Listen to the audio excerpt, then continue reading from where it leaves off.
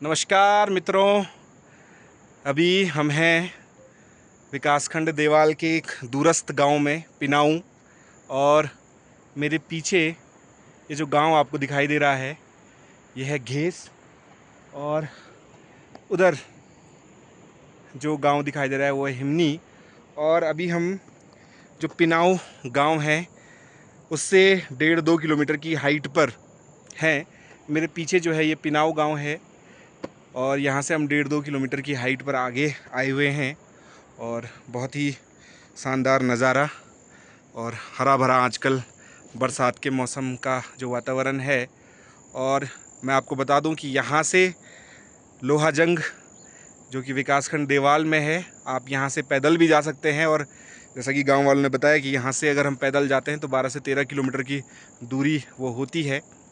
और बहुत ही शानदार यहाँ पे नज़ारा। और मुश्किल से मुझे लग रहा है यहाँ पे 22-23 परिवार रहते हैं और 100 के लगभग की यहाँ पर जो है जनसंख्या है। 100 के लगभग लोग यहाँ पे रहते हैं।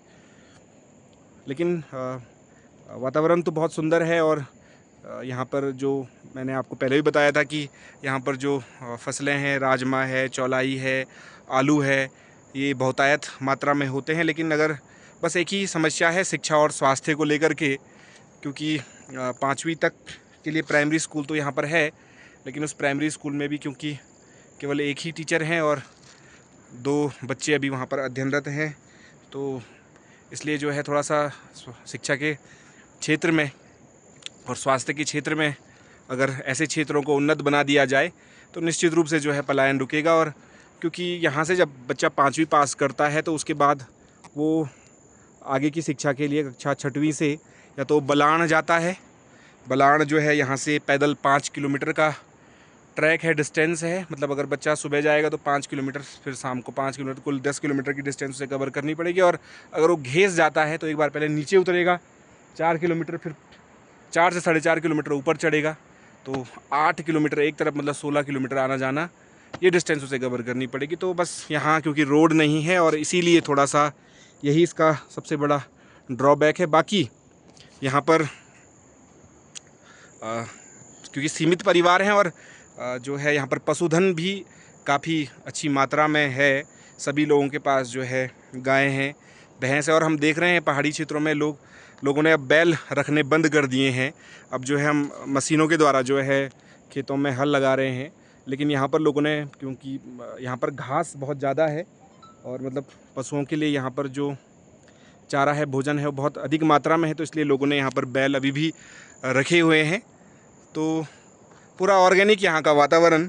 और अगर आप यहाँ पर देखें, आलू जो है अभी हम, क्योंकि हमारे लिए भोजन की तैयारी हो रही थी, तो उसमें मैंने देखा कि जो आलू था वो बिल्कुल उसको खोद के लाए और जैसे ही उसने उसको धोया, मिट्टी उसकी साफ़ की, तो बिल्कुल आलू जो है चमकने लग गया। मतलब उसके बाहर के कवर को भी आपको छीलने की आवश्यकता नहीं है, उसको वैसे ही काट करके जो है अगर उसकी सब्ज़ी खाएंगे तो बहुत टेस्टी आलू है। तो क्योंकि यहाँ पर खाद इत्यादि का प्रयोग नहीं होता है, पशुधन बहुत मात्रा में है, तो उसके गोबर से और बहुत सारी चीज़ें हैं, जो चारे इत्यादि का जो वेस्ट रह जाता है उससे यहाँ पर जो है जैविक रूप से जो खाद है वो तैयार, खाद ही कहूँगा मैं, जैविक जो है वो तैयार हो जाती है गोबर इत्यादि से।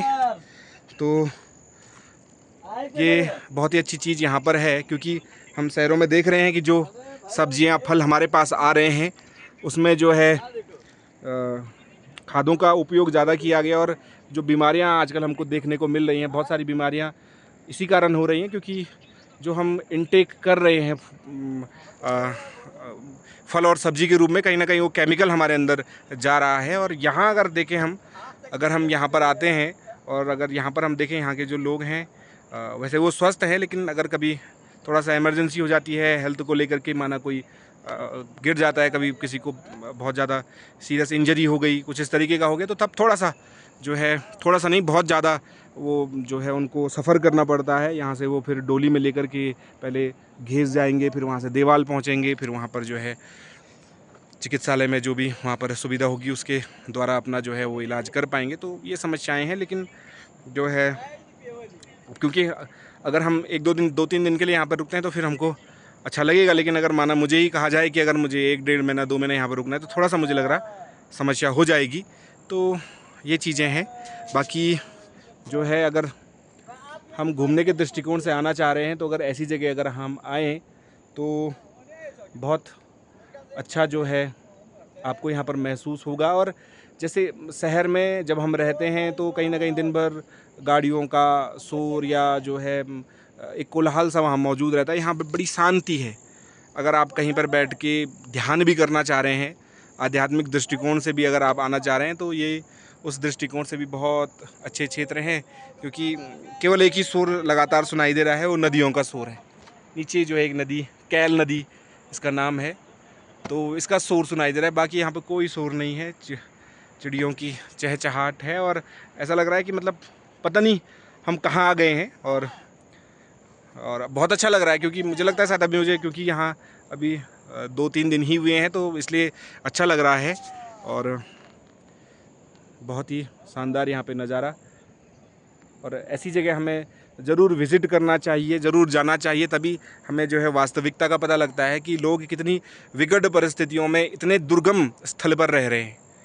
और जो है रोज़ाना के दैनिक जीवन की आवश्यकताओं के लिए अगर उन्हें कोई सामान चाहिए, तो वो 15 से 16 किलोमीटर की डिस्टेंस चलते हैं। तो है, उनकी फ़िज़िकल और हमारी फ़िज़िकल स्ट्रेंथ में अंतर है, और मेंटल स्ट्रेंथ में भी कहूँगा कि मैं अंतर है।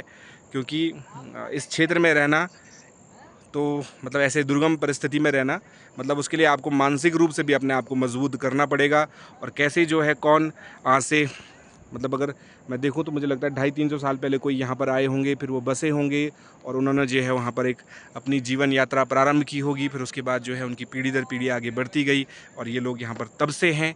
और अगर आज से हम 200-250 साल पहले की बात करें, तो उस समय जो है, अब तो खैर घेस तक भी मार्ग है, सड़क मार्ग है, तो उस समय तो मुझे लग रहा है कि देवाल या थराली तक जो है सड़क मार्ग रहा होगा, या हो सकता है नारायण बगड़ तक रहा हो या कर्णप्रयाग तक रहा हो। तो वहाँ से इतनी लंबी डिस्टेंस करने के बाद लोग यहाँ तक पहुँचते होंगे।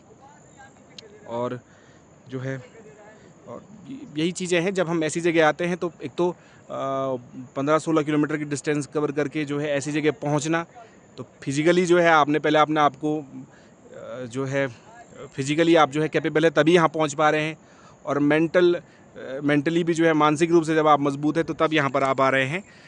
तो निश्चित रूप से ऐसी जगह हमें भी जाना चाहिए और प्रकृति के साथ जो है अपना एक एकात्म स्थापित करना चाहिए कुछ दिन के लिए। तो उससे क्या होगा, निश्चित रूप से मानसिक शांति हमें प्राप्त होगी और इससे जो है हमारे आध्यात्मिक और बौद्धिक उन्नयन में हमें बहुत ज़्यादा फ़ायदा मिलेगा। तो ऐसे ही किसी और वीडियो के साथ, किसी और नई जगह के साथ मैं आपके सामने पुनः आऊँगा। तब तक के लिए बहुत बहुत धन्यवाद।